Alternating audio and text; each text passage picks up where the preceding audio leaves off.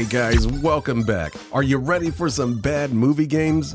Because I'm not. I've actually gone out of my way to cover a fair share of good movie games on this channel, mostly just because they were so rare back then. But the truth is, what we're looking at today was way more common. And I've covered a few turds before, like Batman Forever and The Rocketeer, but it gets so much worse. So it's finally time to dive into a pile of some of the most wretched movie tie-ins that the Super Nintendo has to offer. So get your calculators ready to keep track of just how many times I sound completely exasperated in this video, starting off with one that no one should ever have to experience.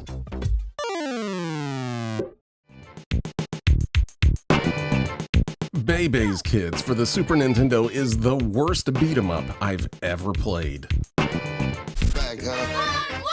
Who out there remembers Bebe's Kids? Because I barely do. It was one of those animated movies that kind of slipped into theaters during the big Disney boom of the early 90s and then disappeared just as fast. Critics didn't care for it, audiences didn't seem to care either, and financially, it just went straight into the toilet.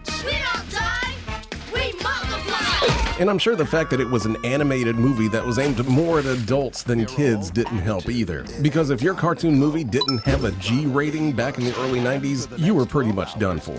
But even having never watched more than this trailer right here, I can almost assuredly say that it has to be better than the Super Nintendo game that they threw out alongside of it. Animation with an attitude.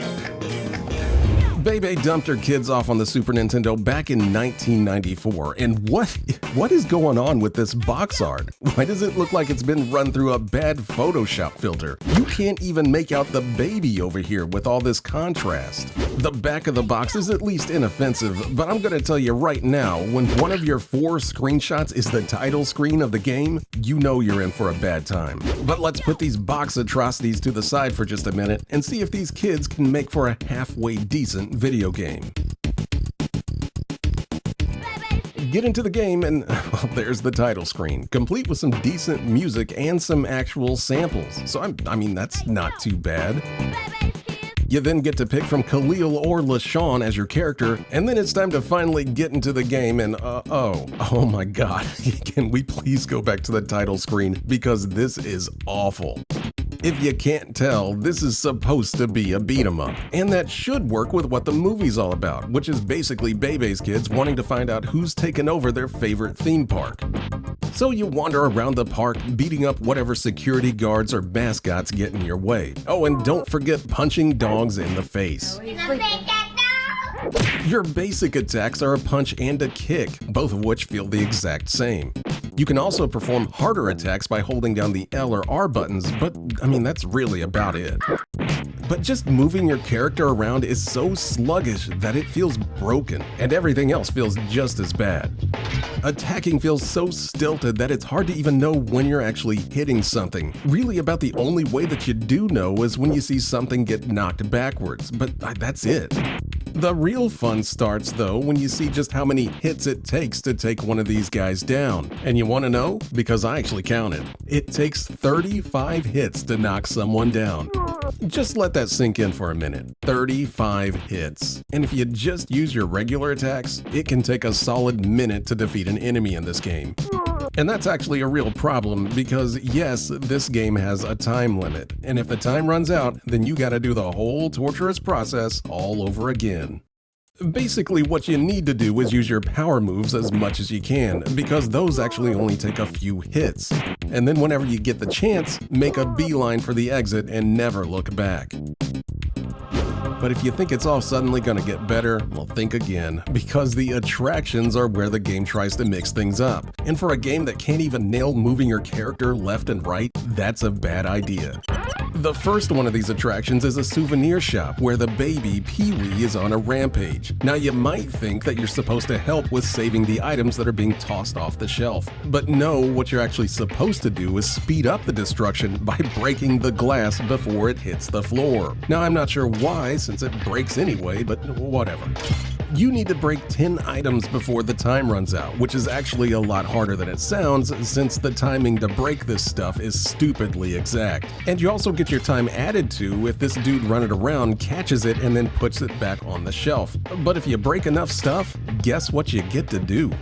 You're right back out into the theme park wailing away on the same people. That's the whole loop of the game, if you're wondering.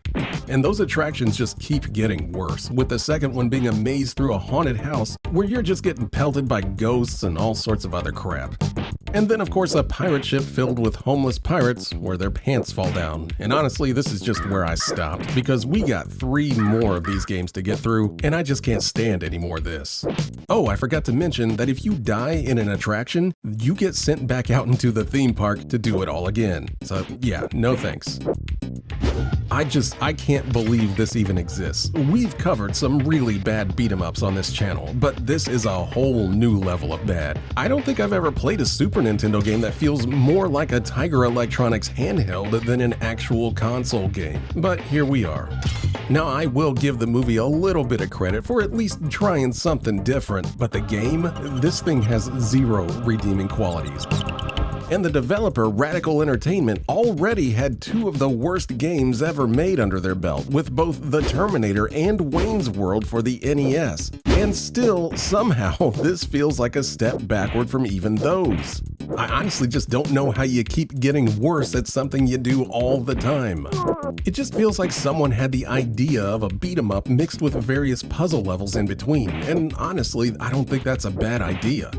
But the execution here is just so bad that it completely buries the game. And really, that's probably what most of you should do with this pathetic excuse of a Super Nintendo beat-em-up.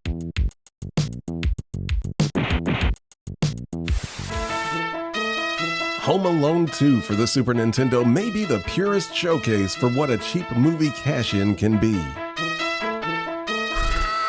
So there seems to be 2 groups of Home Alone fans out there. Either you love the first movie and just kind of think that the second one's okay, or you think the first one's kind of fun, but then Home Alone 2 was some kind of religious experience that you'll defend until the day that you die as the greatest movie ever made. He's in New York. Now, I'm definitely more in the former group since I'm not insane, but I do like Home Alone 2. I just always thought it was a bit more cartoony than the first one. It definitely leaned harder into being a kid's movie, and that's fine, I'll watch it if it's on, but I was just never crazy about it, and I sure wasn't begging to play the Super Nintendo game when it dropped. Home Alone 2 got lost on the Super Nintendo back in 1992, and if you're looking for it, you definitely weren't gonna miss it, since Macaulay Culkin's giant head takes up like 50% of the box art. The back of the box is pretty standard stuff, but real quick I just want to point out some of the absolute nonsense that they wrote on here, like where it proudly claims state-of-the-art graphics and sound. Yeah, sure, big guy, because these screenshots over here, they ain't looking too hot to me. But really, I think we're just gonna have to quit stalling and get lost in this game to see for ourselves. Jump into the game and you're greeted with some really crunchy digitized art to set up the story. And to be fair, the game does follow the movie pretty closely. You of course start off in the hotel, and this is where you kind of come to grips with what you've gotten yourself into.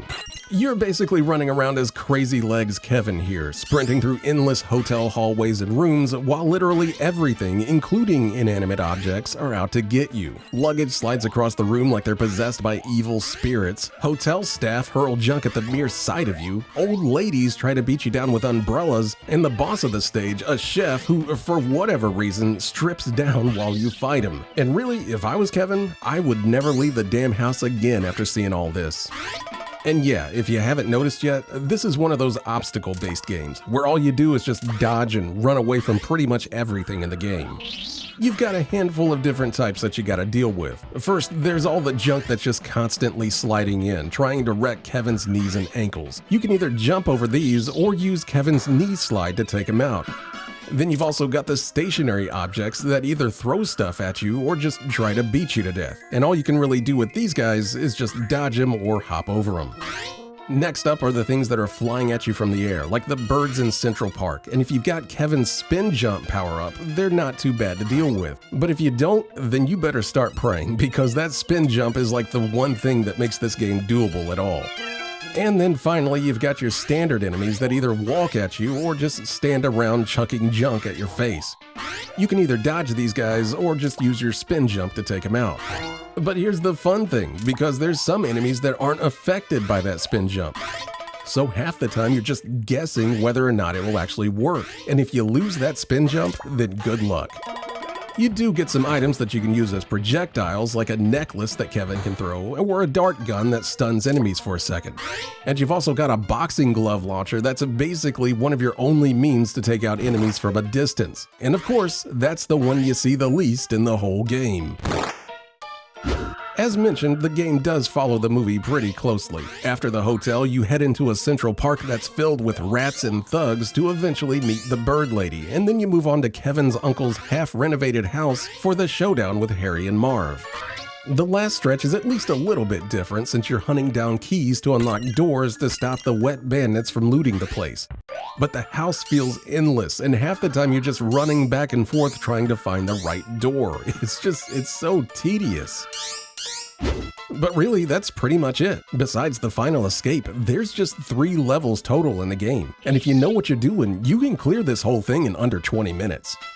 The game just pads itself out with ridiculous difficulty, forcing you to replay the same sections over and over while memorizing just a little bit more of the junk that's flying at you.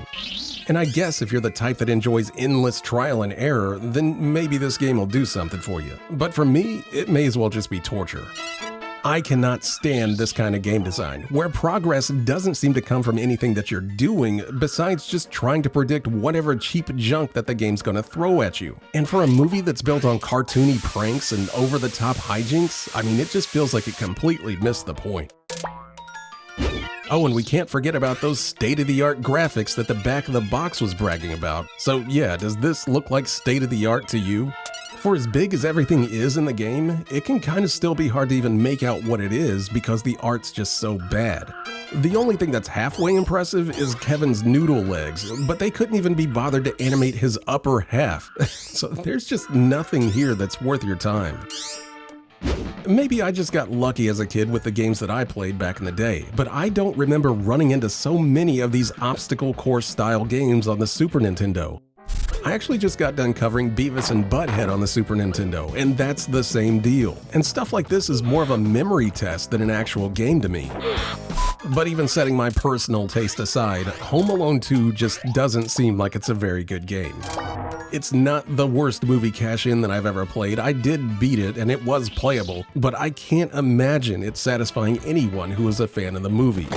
Then again, I didn't like Beavis and Butthead either, and people flooded the comments to defend that game. So maybe there's like this hidden army of Home Alone 2 fans out there that's just waiting to jump in on this game. As for me though, this kid and this game can just stay lost in New York for all I care.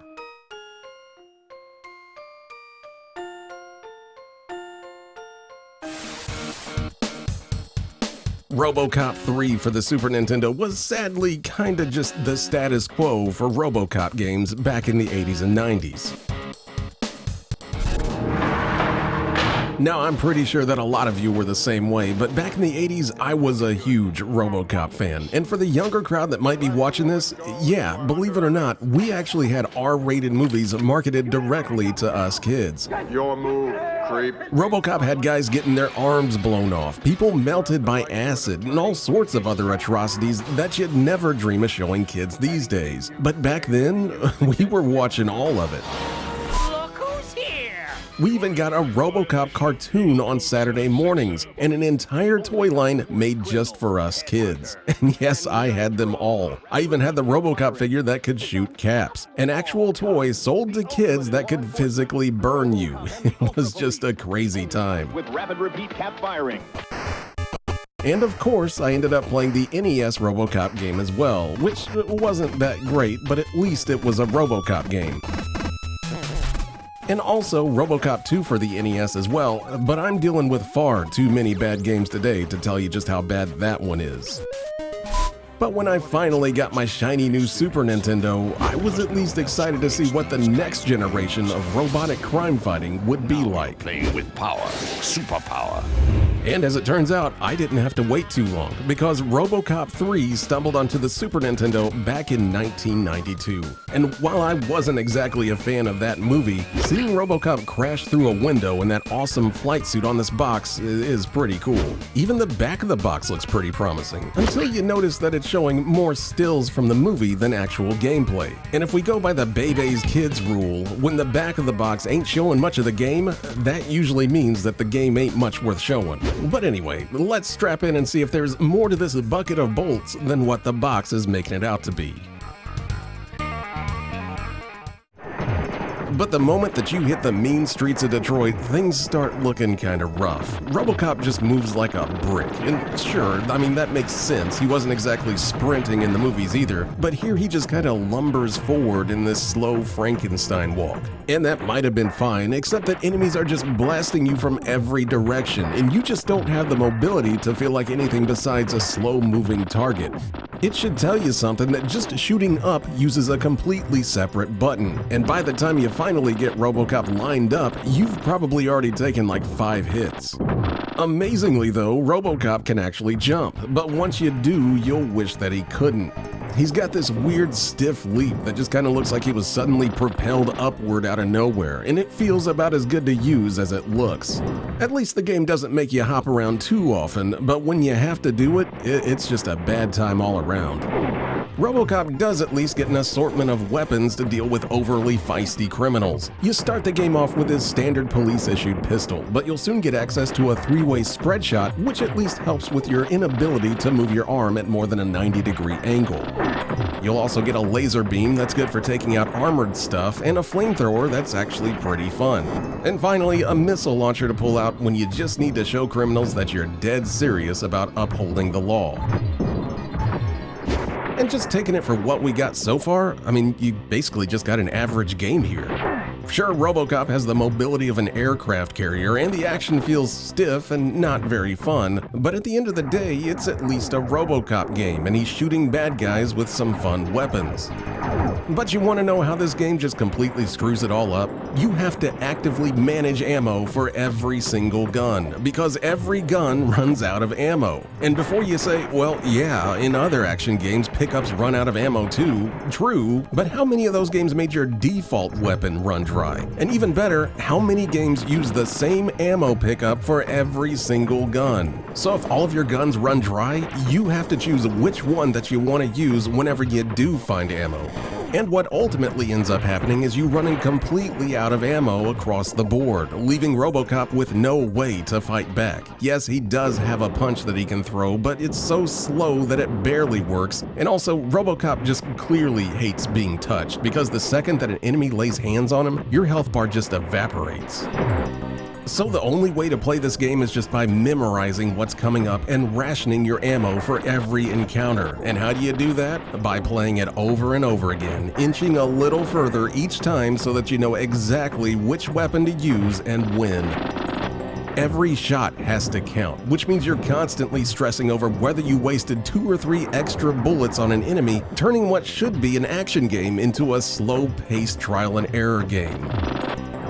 And the game pretty much has to be like this, because there's only 6 stages, 2 of which are these awful flying levels where you're just awkwardly floating around trying not to get shredded by all the junk that's flying at you.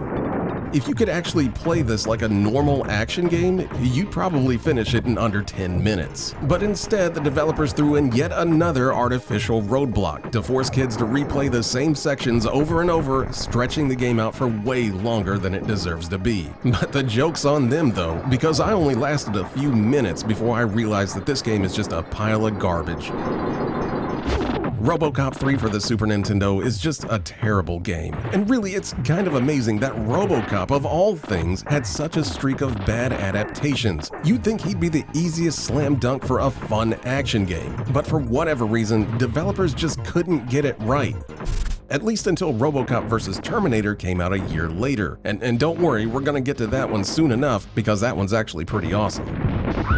But before that, Robocop just kind of stumbled way more than you'd ever expect, and that's the best way to sum this game up. Another massive letdown in a long line of bad Robocop games. And for real though, it was actually more fun burning the skin off of my thumb with that cap-firing Robocop toy than it was playing this hot mess.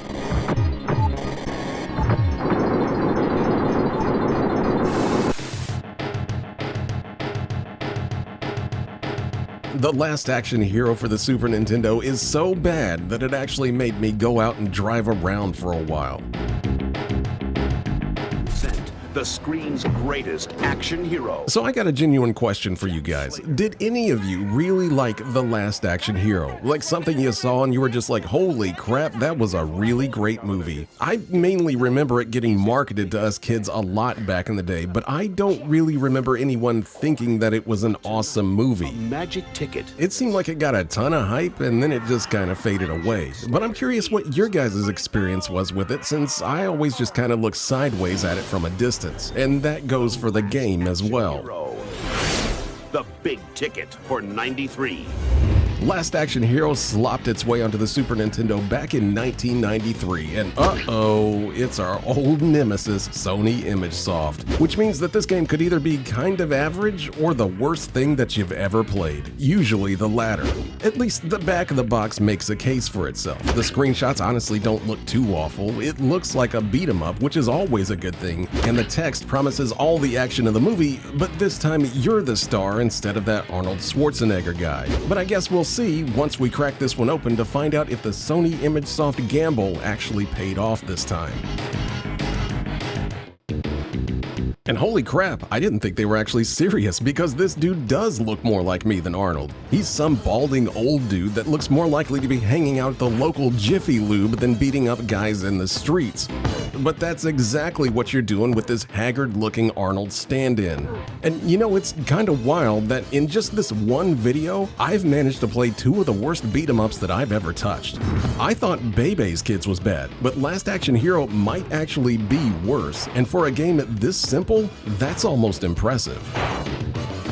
Somehow, this game gives you even less to work with than what Bebe's Kids did. You've only got two moves here, a punch and a kick. That's it. And since the kick has a wind-up animation that makes it too slow to actually use, you'll spend the entire game relying on just the punch. And to tell you just how basic this is, you can't even attack while ducking in this game, something that Kung Fu lets you do 5 years earlier. But what really makes this game awful is just how it plays. It's not the traditional beat-em-up where you can move around the screen, since this is one of those games that locks you onto a single plane of combat. And games like this generally live or die based on how much fun it is to manage enemies that are rushing at you from both sides of the screen. And if you want to see how this is done right, then go check out the Ninja Warriors on the Super Nintendo. That's a fantastic game.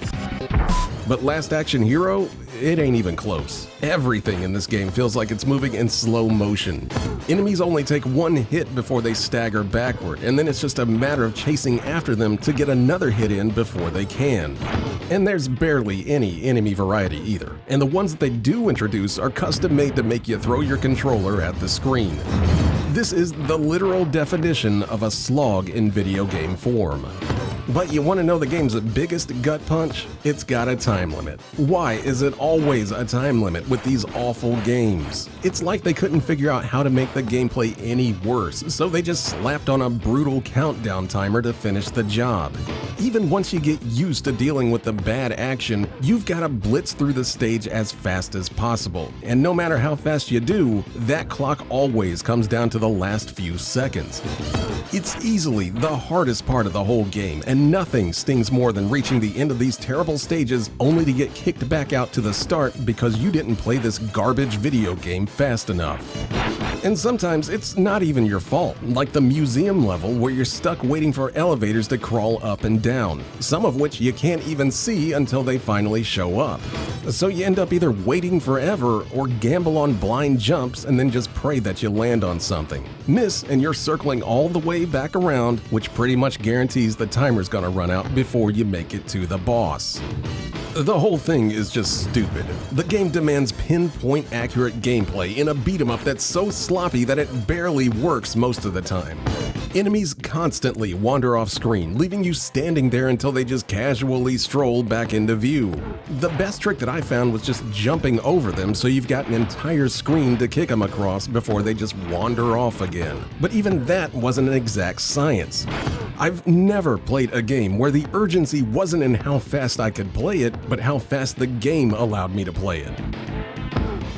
Last Action Hero is just god-awful. There's really no other way to frame it. The highlight of the whole game for me was this helicopter boss where you punch missiles back at it, and even that managed to be annoying somehow.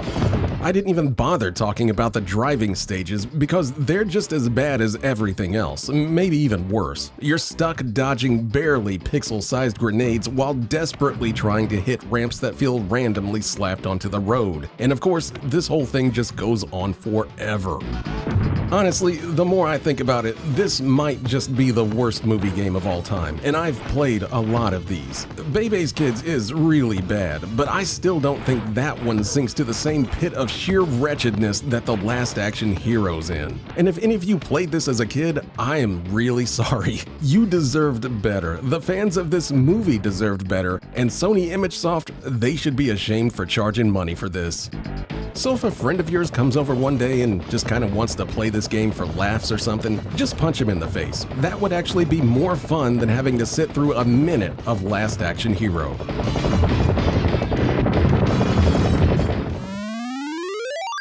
And that is gonna do it for me, because I think I've more than earned my paycheck this week. These were some of the toughest games that I've covered for this channel, as far as just getting through them. And I honestly can't wait for some of you in the comments to say that one of these was like your favorite childhood game, because I ain't gonna believe you. I just don't see how anyone could like these games, even with inch-thick nostalgia glasses on. But whether you hated these or not, can you at least give this video a like if you got some entertainment out of it? And maybe even a sub if you want to see some more bad movie games in the future, the far future. In the near future though, you can check back next week for a few more games to chat about. But until then, thanks for suffering along with me this week.